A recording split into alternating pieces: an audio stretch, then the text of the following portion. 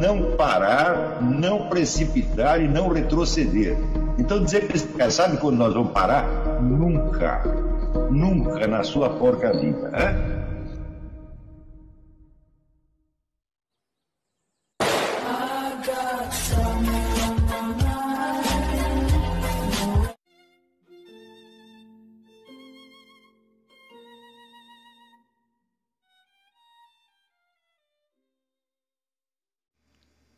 E aí pessoal, tranquilo?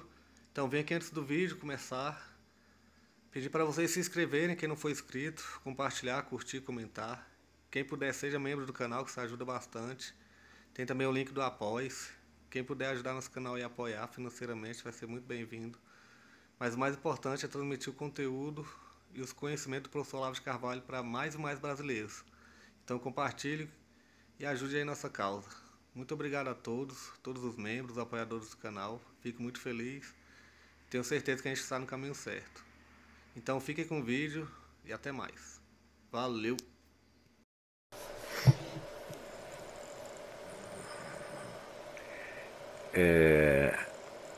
Matheus Rebouças pergunta: sou aluno recente, gostaria que o senhor detalhasse um pouco mais sobre a relação que existe entre a consciência e a realidade e a moral do sujeito. Eu digo, bom, qual é a base de toda a moral? É o desejo da verdade. Se o sujeito não quer a verdade, como é que ele vai querer o bem? Né? O bem, vamos dizer, é uma decorrência da verdade, é uma parte dela, um aspecto dela.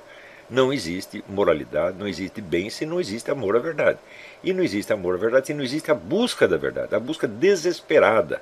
É o que falava Pascal, quer dizer, ele diz, eu não aprovo nem aqueles que vaiam, nem aqueles que aplaudem. Eu só aprovo aqueles que cherchent en gémissant, buscam entre gemidos. Né? Quer dizer, é o sofrimento da alma que quer a verdade, quer, e vai atrás dela até o fim. Né? Não só a verdade dos fatos externos, a verdade da política, mas a sua própria verdade interior. O que significa que este indivíduo que fizer isso, ele vai se voltar justamente para esta função da prece que eu expliquei na aula. Quer dizer, o aprofundamento da sua autoconsciência até a raiz dela. Quer dizer, você é uma luzinha que é alimentada por uma luz maior. Então a única maneira da luz pequena conhecer a maior é ela se deixar intensificar pela luz maior. Henrique Garcia pergunta: há no politicamente correto uma forte tendência moralista, por julga na clave do bem e do mal, ações e palavras perfeitamente triviais. Perfeito. Podemos dizer que Kant então seria o pai, ou menos o avô do politicamente correto? Mas é claro que sim. O politicamente correto é uma exploração de contradições internas do pensamento burguês para jogar o burguês contra si mesmo, colocá-lo numa camisa de força e fazer contra ele uma espécie de guerra assimétrica, tá certo? Onde você cobra a ele deveres que são superiores à capacidade dele, deveres que ele não pode cumprir e fazê-lo sentir culpado. Não é isso? Então, vamos dizer, é o velhinho que apanha da campeã de karatê e não pode reagir porque isso é violência machista. E ele ainda sai culpado de ter apanhado.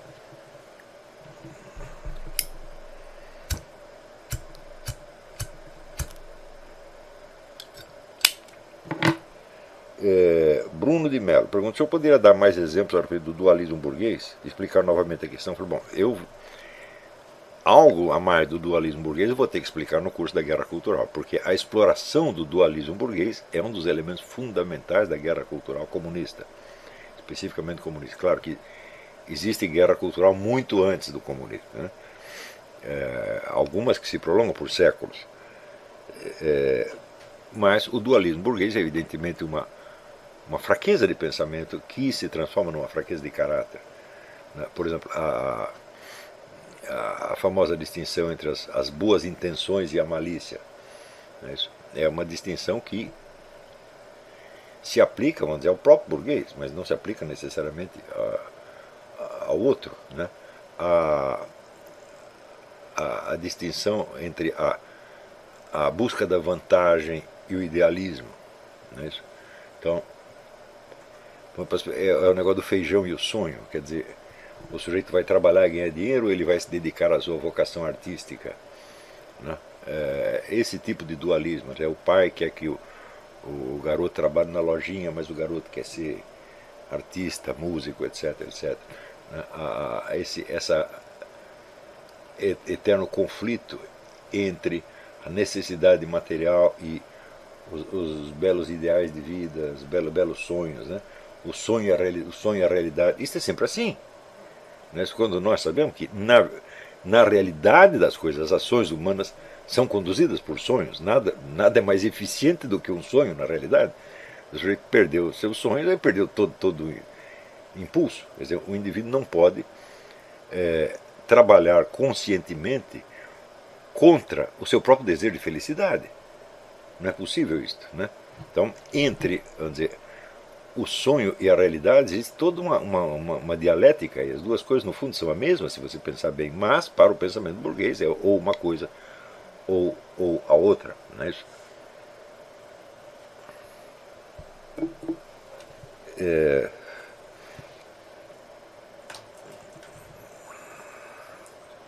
Também assim, por exemplo, você vai atrás da moça porque você tem interesse sexual nela ou você quer casar e constituir família. Né? Eu acho que eu casar com uma pessoa com o intuito de constituir família já é a intenção de usar aquela pessoa com uma finalidade que não é ela. Não é isso?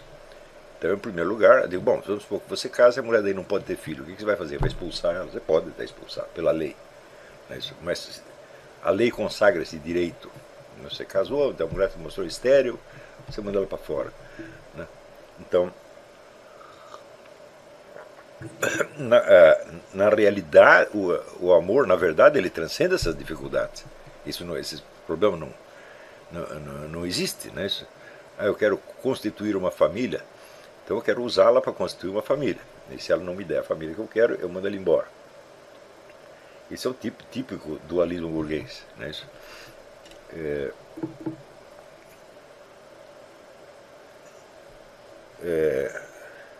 Existem muitos outros exemplos. Né? Na própria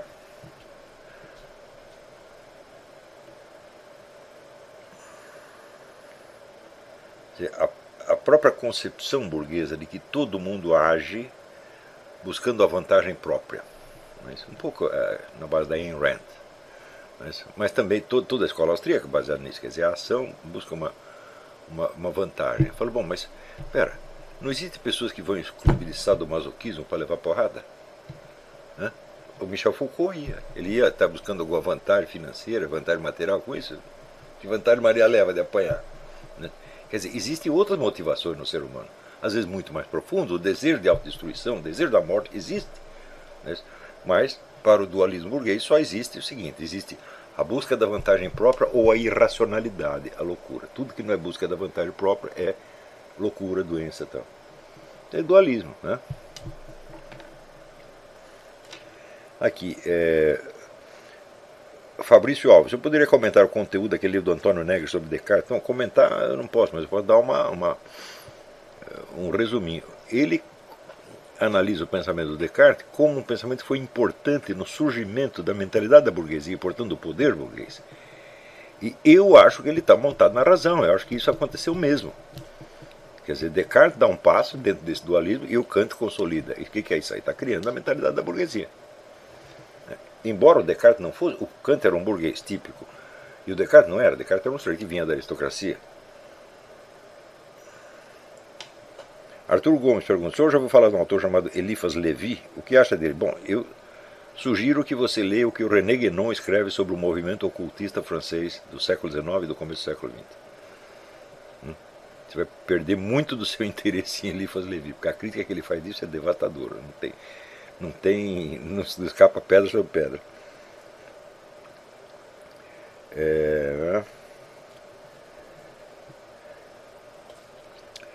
Quais os principais passos que o indivíduo... Aqui, Nelson Filho pergunta: quais os principais passos que o indivíduo deve dar para se livrar da mentalidade burguesa? Bom, tem algumas coisas que você pode fazer imediatamente. Primeiro, você se aprofundar mais no cristianismo, mas sobretudo na crítica cristã da sociedade moderna. Não tanto a crítica protestante, que é muito baseada em moralismo, né, e portanto na própria mentalidade burguesa, que fica numa espécie de cachorro mordendo o próprio rabo, mas na crítica de certos autores católicos que não são autores oficiais da igreja, não são representantes do pensamento oficial da igreja, mas que são, vamos dizer, o melhor que produziu, vamos dizer, a intelectualidade católica no século XX. Leia o Chesterton, leia o Georges Bernanos, leia o Léon Blois. O Léon Blois pode ficar um pouco maligno, mas vale. E o François Mauriac. Então, esses são camaradas que analisam assim, a mentalidade burguesa até o fim de uma maneira impiedosa. E mostrando assim, olha, meu filho, se você é um cristão, um católico, pelo menos, você não pode ter essa mentalidade burguesa. Nós temos que transcender isso infinitamente. Eles não chegam a formular alternativas, mas a análise crítica que eles fazem é suficiente para te curar. Então, por exemplo, esse conflito insolúvel do egoísmo com o amor, que na verdade também nem existe, porque, bom, se eu amo uma pessoa, bom, alguma felicidade esse amor me dá. Então não há um conflito entre a minha felicidade e a dela. Eu dependo da dela para eu ser feliz, então as coisas se somam, na verdade. Isso é o que acontece na realidade, mas para a mentalidade burguesa não, ou é altruísmo ou é o egoísmo. O que coloca você numa posição psicologicamente impossível, porque você vai dizer, o sacrifício de Jesus Cristo foi totalmente altruísta. Altruísta é uma pinóia, né? Ele ganhou o universo inteiro de presente, Deus Pai deu tudo para ele, pô. Então, e vai dizer que ele não sabia disto? Se eu fizer a vontade do meu pai aqui, ele vai me dar tudo. Será que ele não sabia? Será que ele era bobo? Eu vou só me ferrar aqui para sempre? Fala, claro que não, tá certo? Então, o altruísmo total ele só existe conceptualmente, ele só existe logicamente, como conceito, mas não como realidade psicológica.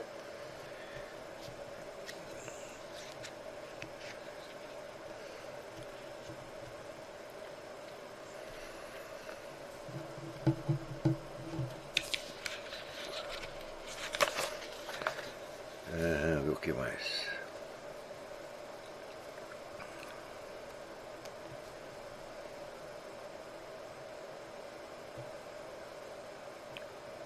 Aqui, Caio de Souza Casaroto pergunta: existe alguma relação entre essa espiritualidade kantiana da separação entre Deus e o ser humano como entidades espirituais independentes e a crítica do teólogo protestante Karl Barth de negar qualquer conhecimento sobre Deus por meio da analogia entes, mas sem sombra de dúvida.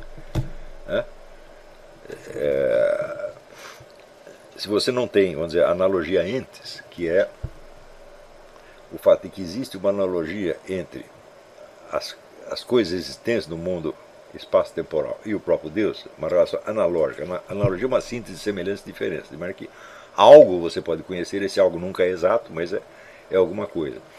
Se não existe isso, então você não pode conhecer Deus de maneira alguma, então você é obrigado a obedecer a um Deus que você não conhece, ao qual você não tem acesso no mundo da experiência. Isso é o Karl Barth é kantismo puro.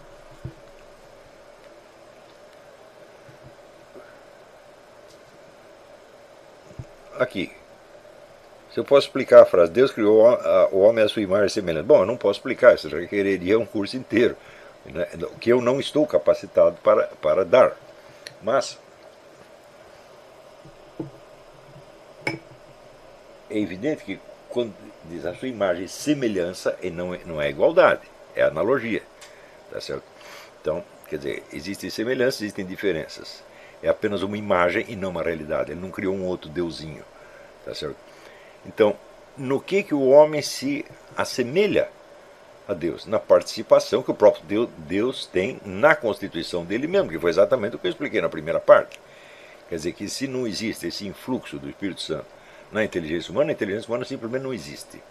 Existe o aparato material, cerebral, na verdade, né, que é constituído das várias funções, razão, memória, linguagem, etc, etc, etc. Então,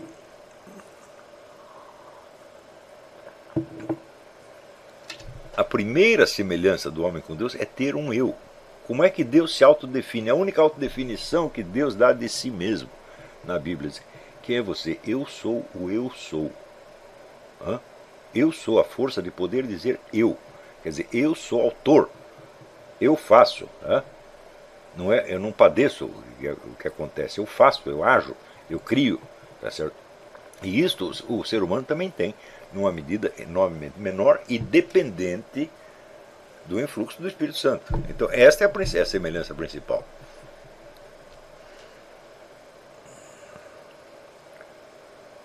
Matheus Guimarães, a formação da personalidade tem algo a ver com a descoberta da autoconsciência pelo influxo do Espírito Santo? Tem tudo a ver. Ela é isto, no fim das contas.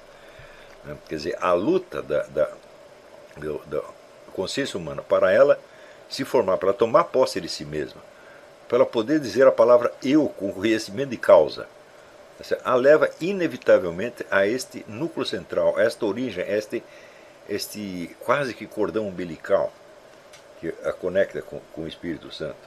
Tá certo? E você vai ver que, no fundo, a operação mais profunda da autoconsciência é a prece, é você pedir, e pedir, e pedir, e pedir, e pedir, que Deus lhe dê precisamente isto. Né? Quer dizer, você...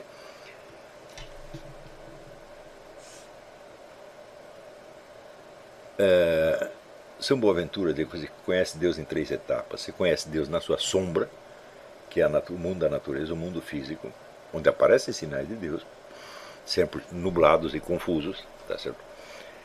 Na sua imagem, que é a sua própria autoconsciência, né?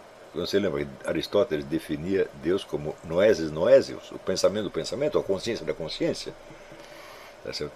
Então, você entende que Deus é, de maneira constante, permanente e plena,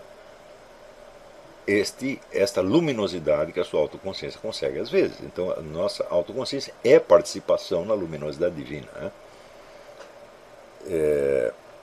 E é claro que a formação da personalidade se baseia nisto. Você não percebe isso no começo. No começo você quer apenas adquirir certas qualidades que você aprecia ou que você inveja, tá certo? Se você não consegue as qualidades, você pelo menos quer destruí-las no sujeito que você inveja. Né?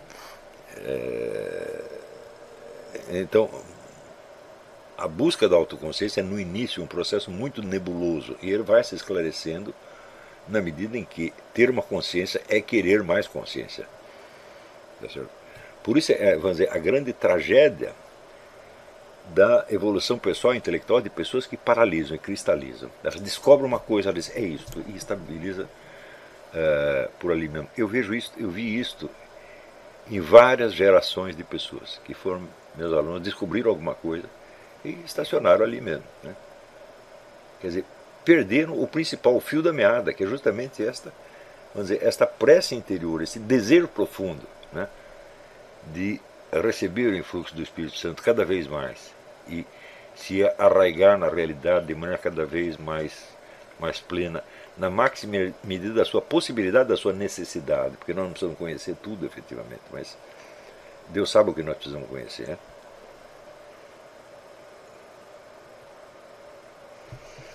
Professor, quais são os principais, aqui, Gabriel Campos, quais são os principais passos necessários para compreender a mentalidade burguesa? Bom, leia esses autores que eu sugeri. Você leu Chesterton, eu Leon Blois, Georges Bernanos, François Mariac. A mentalidade burguesa está inteira ali, você vai entender, tá certo? Tem muito também no Balzac. Né? Faça isso e depois nós voltamos a conversar. Né?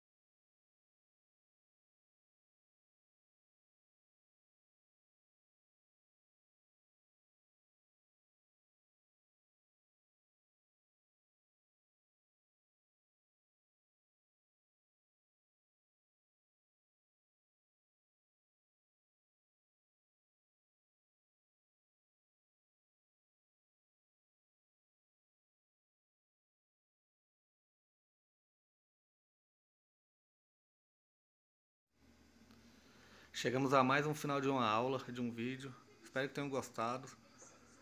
Quem não se inscreveu ainda, se inscreva, compartilhe, comente. Ajude o nosso canal, apoie, seja membro.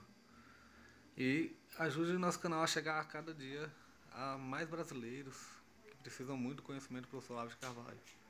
Então é isso aí, fique com Deus, até o próximo. Valeu. Então é isso aí, pessoal. Que é o nosso canal, que são alguns livros que eu já li. A maioria foi doação, mas alguns eu adquiri, professor Olavo de Carvalho. Alguns livros se perderam aí que eu emprestei, professor Alexandre Costa, a Bíblia Sagrada. 10 lições sobre Karl Marx. Indico a não ler esse livro, que é muito ruim mesmo. Alguns pensadores aqui que realmente, como o professor Olavo de Carvalho disse, não são pensadores. Valeu, tamo junto aí. Apoie nosso canal, seja membro.